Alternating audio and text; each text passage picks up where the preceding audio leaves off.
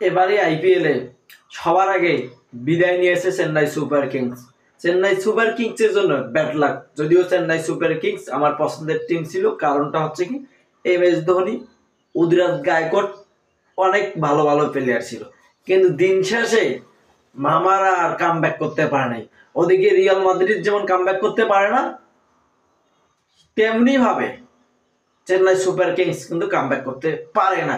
গতকালকে আবার পাঞ্জাবের এগেইনস্টে চেন্নাই সুপার কিংসের খেলা ছিল, সেখানে পাঞ্জাব কিন্তু জিতে গেছে।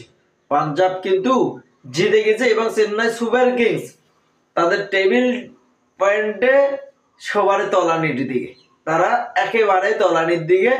10 ম্যাচ খেলে 2টা উইন হয়েছে, 10 ম্যাচ খেলে 2টা উইন হয়েছে এবং 8টাই কিন্তু লস। এবারের আইপিএল এ সবার আগে চেন্নাই সুপার কিংস কিন্তু ডাইরেক্ট কিন্তু বের হয়ে গেছে এবং আমি ভাবছিলাম হয়তো চেন্নাই সুপার কিংস যেহেতু বের হয়ে যাচ্ছে, পরের কয়েকটা ম্যাচ তো জিতবে, তারা ভালো খেলে জিতবে, কিন্তু ভালো খেলার নামগন্ধ কিন্তু নাই।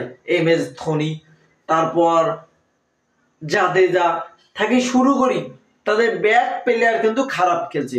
তারা তারা বিদেশি প্লেয়ার তেমন ভালোটা নিতে পারে নাই।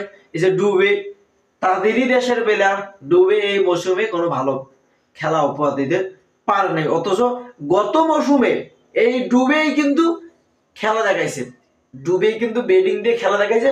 অপরদিকে বোলিং দিয়ে কিন্তু মোস্তাফিজুর রহমান ভাই দুর্দান্ত খেলা দেখাইছে এবং জাদেজা, তারা বুঝতেছে MS ধোনি, উদিরাজ গায়কোয়াড় থেকে শুরু করে চেন্নাই সুপার কিংস কিন্তু বুঝতেছে যে মোস্তাফিজুর রহমানকে না নিয়ে তারা কতটা ভুল করছে।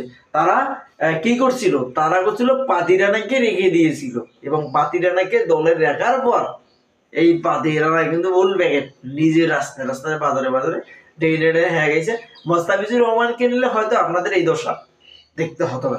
মোস্তাফিজুর রহমান নিলে অন্তত সেমি ফাইনাল খেলার একটা কিন্তু সুযোগ ছিল।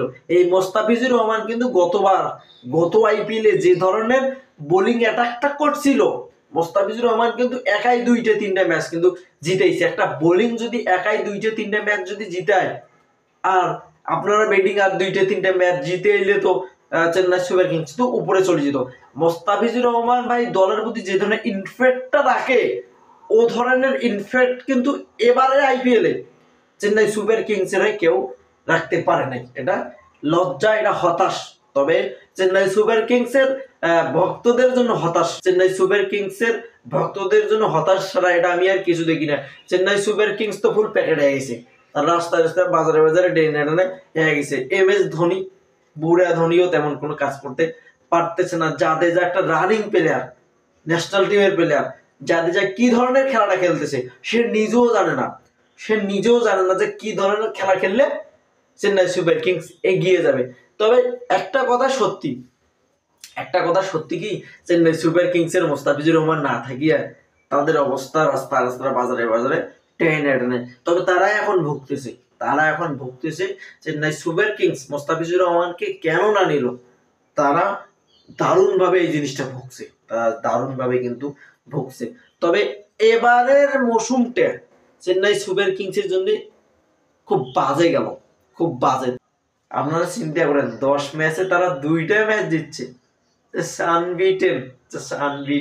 এটা হতাশ, ফুল হতাশ প্যাকেট।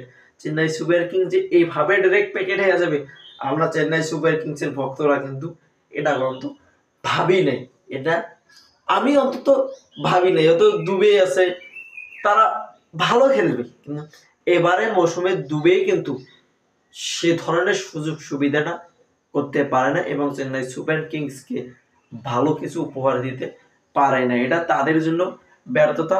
তবে আমরা একটা জিনিস বলবো, চেন্নাই সুপার কিংস এখন পর্যন্ত যে কটা ম্যাচ হারছে তাদেরকে কিন্তু আমরা যথেষ্ট লেভেলের সাপোর্ট দিছি, তাদেরকে কিন্তু আমরা উৎসাহও দিছি যে তোরা ভাই ম্যাচটা জিত, কিন্তু দিন শেষে এরা ম্যাচটাকেও জিততে পারে না।